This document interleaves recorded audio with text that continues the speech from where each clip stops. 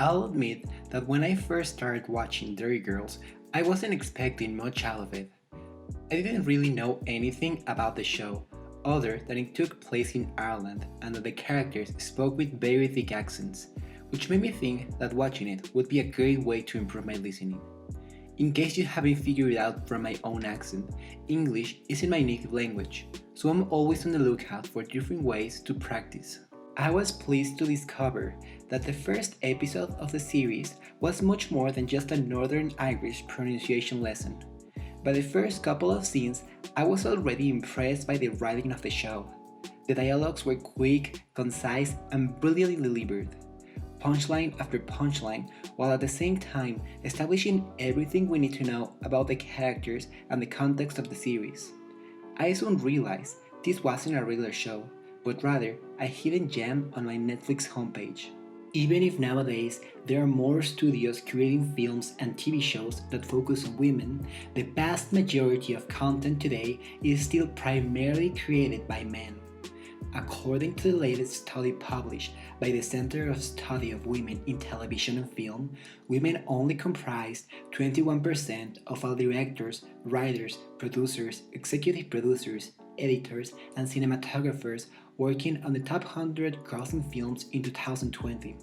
Besides, even if a woman works behind the scenes of a production, there's no guarantee that she'll be able to tell a story outside of the male gaze.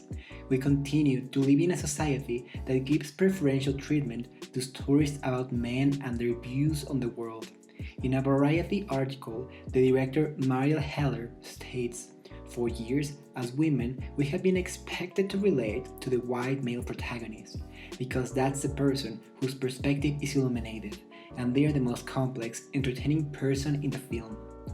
Even classic shows like Sex and the City, which some consider examples of series with an empowering female narrative, still rely on certain cliches about women that come from a male point of view. I don't believe this. Now we're dumping guys for being too available. This is all solid proof of what I've been reading in this great new book. It says that if you really want to get married, you shouldn't be spending so much time around dysfunctional single women. That's why Derry Girls feels so refreshing. The show focuses on telling the experience of a young group of girls growing up during the Troubles in Northern Ireland, told from the point of view of Lisa McGee, showrunner of Derry Girls, an actual Ireland native who grew up in Derry during the 90s. Because of this, the series feels much more authentic and personal, focusing on relatable topics that have little to do with what other shows present us as typical teenager issues. Like I said before, one of the best things about the show is the way it portrays the dynamics of the Derry Girls. Each one of the characters is flawed in various ways. We have Erin, the sort of girl who cares a little too much about what other people think. Orla, who lives in another planet and doesn't care about conventional rules or personal boundaries. Claire, the smart one who's too afraid of getting in trouble. Michelle, the wild child who only cares about partying, and James, the shy new guy everyone looks down on for being English. Despite being so different from each other and sometimes clashing between them, the group always stays together, proving that true friends are the ones who will try their best to have your back, even if they get it wrong a couple of times at first. The two episodes that do the best job of portraying this message are the last ones of each season. During the first, Erin becomes the school magazine's editor and ends up hiring her friends when the staff quits. After she fails to come up with a story, she decides to publish an anonymous letter from a student coming out as a lesbian. When Claire reveals that the letter was indeed hers, Erin rejects her, which ends up dividing the group. However, Erin feels guilty about it, and the friends come back together to defend Orla after other students laugh at her while performing a routine during a school talent show. At first, this seems like a simple happy and heartwarming moment, but it quickly takes on a much deeper meaning as we cut to a scene of Erin's parents watching a news broadcast of a bombing. By going back and forth between the two scenes and contrasting the joy of the group with the fear and sorrow of the family, we get a sense of hope, as if friendship and union were in fact the best weapon against terror. Growing up gay and closeted, this episode was particularly emotional for me. The first people I ever told I was gay were my closest female friends at the time. At first, I was very scared that I would be rejected if I came out, so I relate a lot to Claire. Luckily, just as it happened in the series, my friends didn't only accept me for who I was, but they also made me feel protected. During a research I conducted at my own high school for an academic context, my team and I found out that, overall, girls tend to be more accepting of queer sexualities than boys.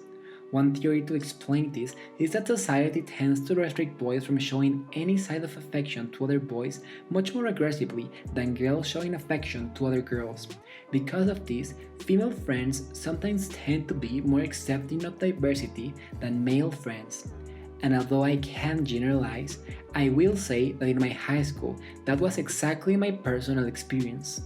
So when watching this episode of Derry Girls, I couldn't help but think of it as a celebration of girlfriends, without whom my life would have been so much harder. The other episode we should talk about is the season 2 finale, in which James' mother returns to Derry to take him away so he can help her with her new business designing stickers. At first, James tells the girls he'll leave, assuring them that Derry was never his place. Despite making constant comments about wanting him to leave throughout the show, Michelle tells him he should stay because he is now a Derry girl. Eventually, James decides to stay and the girls are thrilled about it, not caring about missing Bill Clinton's 1995 Guildhall Square speech to go and celebrate with him. For those of us who usually hang around with predominantly girl groups, this episode feels really meaningful. Society teaches us that femininity is linked to weakness, and therefore masculinity should always be regarded as superior.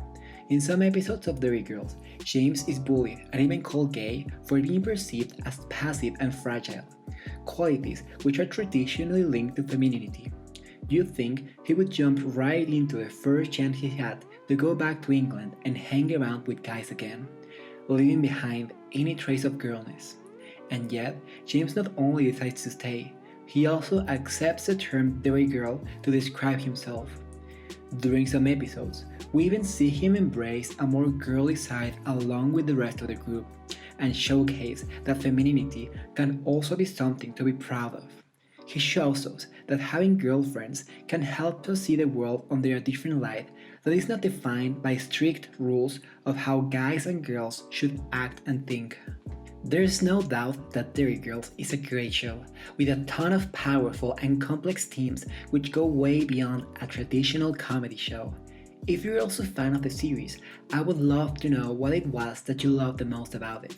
Also, if you disagree with some of my interpretations or would like to keep on discussing them, please leave your comments below. Thanks for watching.